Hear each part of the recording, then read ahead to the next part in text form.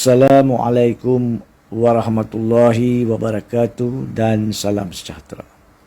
Sehari dua ini terdapat tularan dan berita berkaitan dengan dua pucuk surat. Yang pertama, tularan sepucuk surat kononnya daripada SPRM kepada Ketua Hakim Negara bertarikh 20 hari bulan Februari 2023. Yang keduanya adalah kenyataan-kenyataan yang dikeluarkan oleh beberapa pihak berhubung dengan kewujudan satu lagi surat. Yang ini kononnya daripada Menteri Undang-Undang Azalina Osman Said kepada Peguam Najib Razak Shafie and Company bertarikh 20 hari bulan Mac 2023. Pada hakikatnya, dikatakan kedua-dua surat ini adalah berhubung dengan aligasi konflik kepentingan Hakim Nazlan semasa kendalian perbicaraan Mahkamah Tinggi berhubung 7 pertuduhan SRC. Pada hakikatnya juga, keputusan kes SRC telah pun muktamad. Pertamanya, dari sudut kehakiman, telah pun tamat apabila rayuan terakhir telah ditolak oleh Mahkamah Persekutuan pada 23 Ogos 2022 dan dari segi perundangannya telah pun tamat pada 31 Mac yang baru lalu 2023 apabila permohonan semakan telah juga ditolak oleh Mahkamah Persekutuan. Dari sudut perundangan dan kehakiman, setiap tindakan sivil maupun pertuduhan jenayah wajib ada kemuktamadan, penamatan. Perkara ini telah pun selesai. Walhal, isu berkaitan dengan konflik kepentingan Hakim Nazlan telah pun diselesaikan sebelum daripada permohonan semakan maupun sebelum rayuan terakhir 23 Ogos kerana pada 16 Ogos 2022 rekod akan menunjukkan permohonan Peguam Najib Razak untuk menampilkan isu konflik kepentingan melalui permohonan penampilan keterangan baru telah didengar dan telah diputuskan dan Mahkamah Persekutuan telah menolak permohonan tersebut. Oleh itu, dari sudut perundangan dan kehakiman, ianya adalah tidak wajar untuk mana-mana pihak ketiga cuba menampilkan apa-apa isu yang boleh menimbulkan kekeliruan dan kecelaruan terutamanya di minda rakyat berkaitan dengan kemuktamadan perkara tersebut. Itu yang pertama. Yang keduanya, selain daripada isu keputusan Najib Razak, pada 24 hari bulan Februari 2023, iaitu 4 hari selepas dikatakan keluarnya surat SPRM kepada Ketua Hakim Negara, Mahkamah Persekutuan telah dengan jelas dalam satu kes yang dibawa oleh 3 orang peguam menyatakan dua perkara. Yang pertamanya, bahawa hakim boleh disiasat oleh pihak berkuasa sama ada polis maupun SPRM walaupun mereka masih dalam jawatan hakim. Dan selepas siasatan, sekiranya ada asas untuk menuduh keduanya, pihak Peguam Negara boleh membuat pertuduhan jenayah terhadap hakim berjawatanan.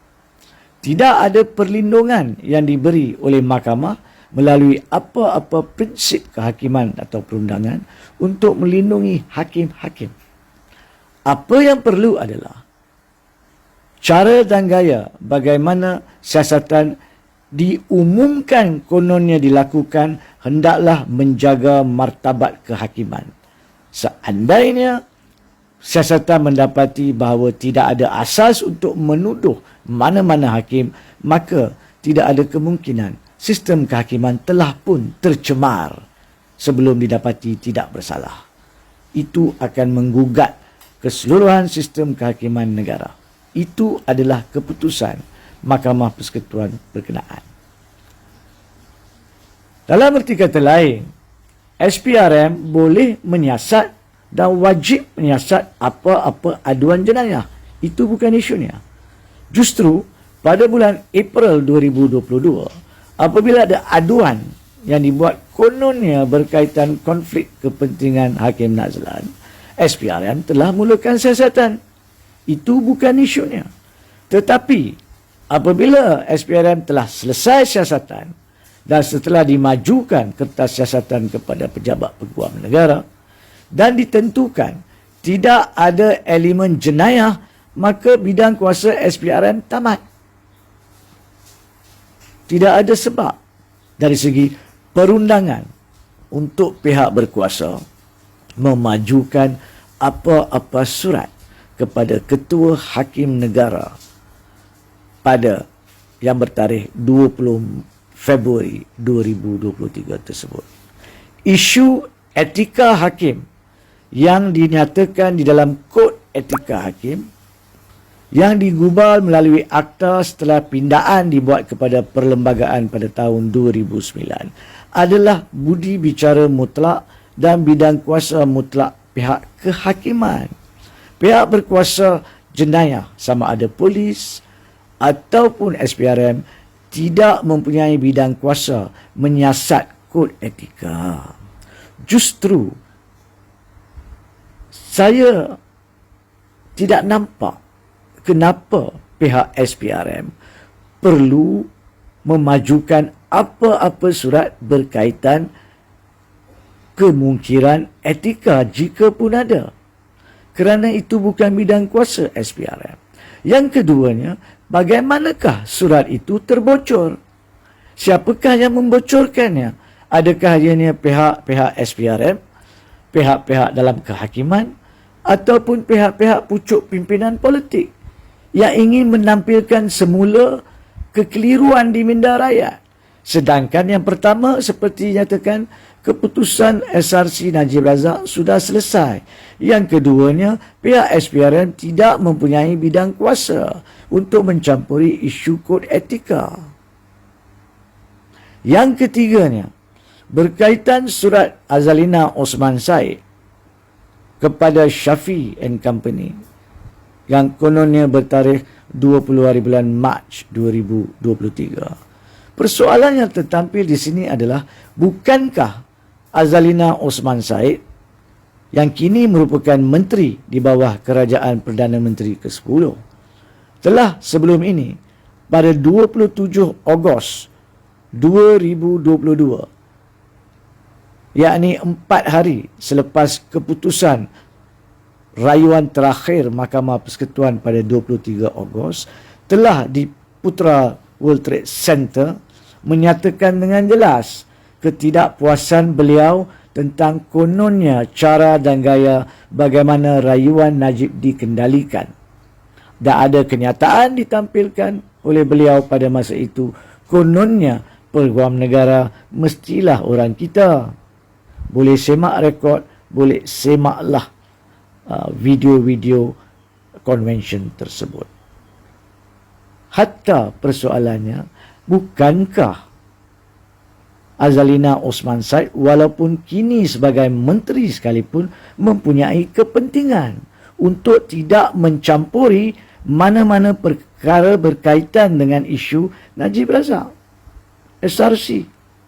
Oleh itu, jika pun ada surat daripada Peguam Shafi and Company untuk meminta penjelasan tentang kandungan surat SPRM kepada Ketua Hakim Negara, Azalina Osman Said wajib mengundur diri daripada menjawab. Beliau wajib meminta timbalannya Ram Karpal Singh jika ingin untuk membalas surat tersebut jika perlu. Untuk Azalina Osman Said mengambil peranan menjawab surat itu dan mengesahkan kononnya surat SPRM kepada Ketua Hakim Negara menunjukkan atau menyatakan terdapat konflik kepentingan Nazlan dan Nazlan telah melanggari kod etika adalah suatu perkara yang menyalahgunakan kepentingan beliau jika dilihat isu ini secara syumul. Ini tidak wajar dilakukan oleh seorang menteri yang berpegang kepada konsep kedaulatan undang-undang mahupun oleh sebuah kerajaan yang berpegang kepada kedaulatan undang-undang dan konsep reformasi. Yang keempat, dan secara rumusan, saya sarankan kepada Peguam Negara Tan Sri Idrus Harun sebagai pemelihara kehormatan kedaulatan undang-undang dan kehormatan sistem kehakiman, tindak tanduk SPRM untuk mengutuskan surat kepada Ketua Hakim Negara bertarikh 20 Februari 2023 wajar disiasat dan diambil tindakan untuk permulaan prosiding penghinaan mahkamah oleh SPRM Azam Baki kepada Ketua Hakim Negara kerana mencampuri perkara yang mereka tiada bidang kuasa dan mendedahkan tanpa hak di segi perlembagaan dan perundangan perkara itu untuk tatapan dan kekeliruan orang ramai.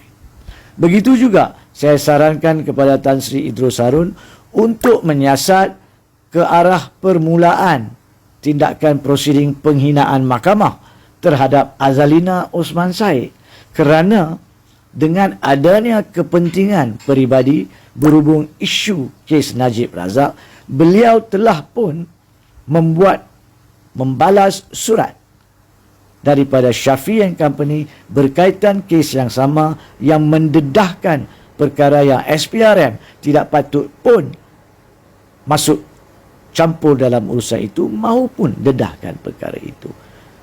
Perkara ini adalah amat penting. Ini adalah tentang keutuhan martabat sistem kehakiman negara. Jika ada hakim yang membuat jenayah, tidak boleh dilindungi, tetapi tidak ada pengesahan oleh mana-mana pihak berkuasa, polis maupun SPRM, bahawa mana-mana hakim maupun Hakim Nazlan telah melakukan jenayah. Jadi ini bukan isu berkaitan dengan melindungi hakim. Yang salah tetap salah, yang betul tetap betul. Oleh itu, saya harap mana-mana pihak lain tidak akan melompat cuba mengambil kesempatan untuk menyalahgunakan kedua-dua perkara yang berbangkit secara salah ini bagi tujuan peribadi maupun bagi tujuan politik yang salah.